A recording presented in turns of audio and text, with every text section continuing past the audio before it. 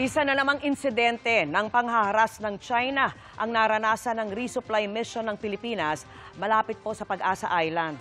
Ika-6 na ang ganitong hakbang ng China ngayong taon at nakatutok si Chino Gaston. Ang pagbuntot at tangkang pagtawid na ito sa harap ng BRP Benguet ng isang Chinese People's Liberation Army Navy warship malapit sa Pag-asa Island ay isang uri raw ng dangerous maneuver na ayon sa AFP ay ngayon lang nangyari. Agad nagbato ng radio challenge ang mga Pilipino. Chinese Naval Warship 621, this is Philippine Navy Warship Lima Sierra 507. In accordance with collision regulations, you are violating rule number 7 and endangering our safe navigation by blocking our course line. Kalaunan lumayo na rin ang Chinese warship at ang BRP Benguet ay matagumpay na naisagawa ang rotation ng sundalo at paghatid ng supply sa Rizal Reef. Kung dati, Chinese Coast Guard lang at ang kanilang fishing militia ang nangaharang sa mga barko ng Pilipinas, gaya ng nangyari sa resupply mission sa Ayungin, ngayon, pati Chinese warships kasama na nga ba sa mga nanggigipit.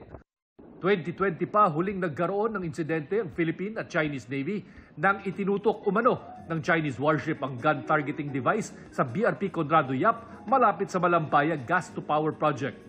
This is the first time that I received this kind of report. The China Navy that first it shadowed the BRP Benguet to as close as 80 yards. It attempted to cross the bow of our vessel at a distance of around 300 to 350 yards, which can fall under a case of dangerous maneuver.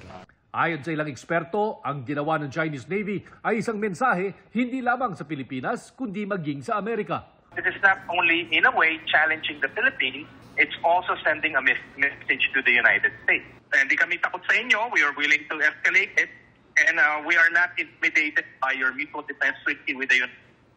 Base sa datos na sinilip ng GMA Integrated News Research, ang insidenteng ito ang ika-6 na pagkakataong hinaras ng China ang resupply mission ng Pilipinas ngayong taon. Gayunpaman, hindi raw makakaapekto ang insidente sa pagpapatrolya at resupply ng 9 na naval outpost ng Pilipinas sa West Philippine Sea. So, patuloy lang po yung ating resupply, whether it is in Ayungin Shoal, whether it is in Rizal Reef, no, kahit may harassment, hindi na galing sa Chinese Coast Guard, but coming from the PLA Navy, hindi po matatakot ang ating mga Navy personnel. We will continue to do what is necessary to supply our people and, of course, our fishermen.